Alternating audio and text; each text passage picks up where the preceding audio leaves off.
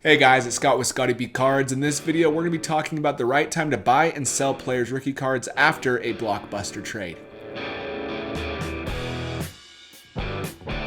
So we all know that this last week was the MLB trade deadline. It brings up a ton of questions as players are being sent to new teams, whether their rookie cards are going to go up or down. A lot of times going to a new market really affects your cards for the better, but sometimes there isn't much movement and sometimes it's actually bad for your cards. So I want to dive into a few players who've been traded recently and talk about a pattern that's kind of in all of these players' cards on some card ladder graphs. You can kind of see some similar things up and down and so forth as we look through these. One thing I want to say before we start, that this is not going to be the exact same situation for every player that is traded. Reason being is just because there's a lot of factors that can play into it, but this is something that's happening commonly enough that I think it's worth taking into consideration if you're going to buy some of these players' cards. Before we start, if you are a sports card, trading card, baseball card fan, then this is the channel for you. We post 2 to 3 times each and every week exclusively about this content, so make sure you hit that subscribe button so you don't miss anything. So let's first jump into Mookie Betts. Mookie Betts was traded by the Red Sox to the Dodgers, went from a big market team to probably a little bit bigger market team in regards to collectability. They definitely spend more than the Red Sox, so it's a little bit bigger of a market. You'd expect his cards to skyrocket up, and they did. Here's the card ladder graph, and you can see Mookie Betts was traded. Let's go see the exact date. I have the trade article up right here, February 11th. So let's go look at February 11th. So leading up on February 10th, the last sale was $83. After that, it went to $92, $99, $150, $142. It went back down a little bit, goes back up to $165, and they kind of settle around the $120 to $130 range right here. And that just kind of shows that right when the news hits, you're going to see a spike up, and then you're going to see it come back down. Mookie Betts is a really interesting case study because right after all this happened, Gary V posted a picture of him, collecting Mookie Betts update rookie cards in a PSA 10, which is where this big spike comes into play. And I don't think he did it intentionally. It's one of those things where he wants to show off his cards and it spiked up. Maybe he did. I can't say either way, but I like to think the best of people. But regardless, at the time they hit $600. Then they came back down to earth, even though Mookie Betts was having an amazing season. And then as he went into October, he's having an even better season, and the cards are still going down. This could be a correction down just because of the whole spike that happened through social media. But then you see after the season's over, he got MVP runner-up. They start to tick back up again. And you can see it really go high, about $1,000. This is a really big peak in the hobby, so it's something you really shouldn't read too much into, but it still went back up because people were confident in his cards, which brings us into a pattern that's really common that we're going to see again. The card spikes, and then it will drop, and then it will kind of stay stagnant or go up or down slightly, and then you'll see it go back up. Once the player becomes a new fan favorite, things like that, you'll see the movement up on their cards. So let's go look at another player. Let's look at Nolan Arenado. He was traded right here February 2nd. Maybe February 1st was actually the day it really happened, but let's look at his card ladder graph. That was of this year. So you can see on January 27th, $175 is what his PSA 10 rookie was worth. Then he was traded, first sale after, $239, all the way up to $271. People were really excited about this, and then it died down really quickly. Down to $200 from $270 to $202. Still up definitely from where it was, but it wasn't at that peak. So if you're going to be a buyer, make sure you don't buy right when they're traded because that will almost always be the peak. It will drop back down.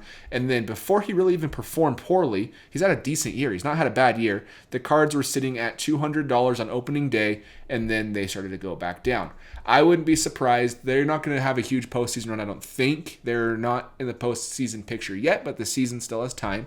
But I would expect these to go back up as spring training comes next year. Cardinals fans starting to love Arenado. It's the same thing. They'll kind of have a resurgence back up, is my guess. After that, we have Paul Goldschmidt. Paul Goldschmidt was traded a few years back. If we actually look, when was this posted? This was December 5th, 2018. So let's look at Paul Goldschmidt. So before December of 2018, right here. He was a $30 card, right in December, right before he was traded, $30.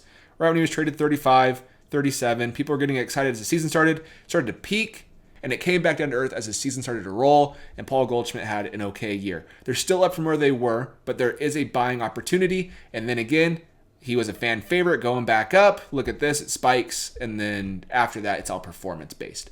So my point is make sure that you realize there will be that buying dip and opportunity. And the last one I want to show is Francisco Lindor. Francisco Lindor was traded on January 7th, 2021.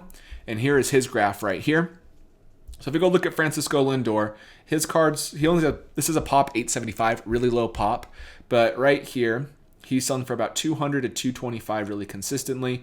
And then right when he's traded, actually the day he was traded, it goes to 272, jumps $70. And then it hits a high, basically, if you look, it got really high at one point. Right before the season started, on opening day, it was $410. And it's almost impossible to live up to the hype of being a new traded player. And pretty quickly, his cards started to drop.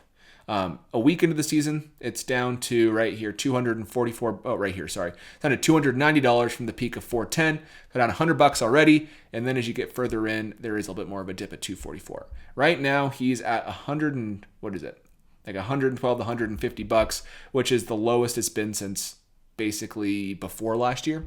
So it might be a good buying opportunity for Lindor. But the point is, it's that same pattern where it spikes, he holds, it drops. I would not be surprised if it goes back up now. So I don't know if there's anything there. I think there actually is. I've seen this in other situations. I really think it stems from a former team losing their player, and then they don't really want their rookie cards anymore if they're not a true player collector. I'm more of a player collector of Mookie Betts and Mike Trout, so I'm impartial about where they end up playing. I prefer bigger teams and better teams.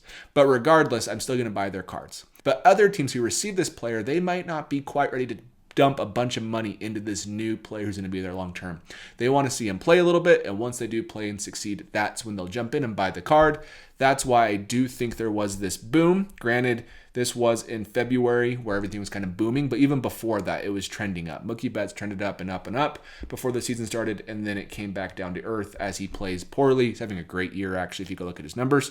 So overall, just make sure you pay attention to things like this, certain trends that can help you not lose money. I think the goal sometimes in card collecting is to collect what you like, and if it's worth something in the future, that's great. But you definitely don't want to lose money when you're buying cards. Nobody does. Anyways, guys, that's all I have for this video. Thank you for watching, and always come back to the channel. Please hit that subscribe button so you don't miss any of these videos. It also helps the channel grow and others see the channel, so I appreciate that.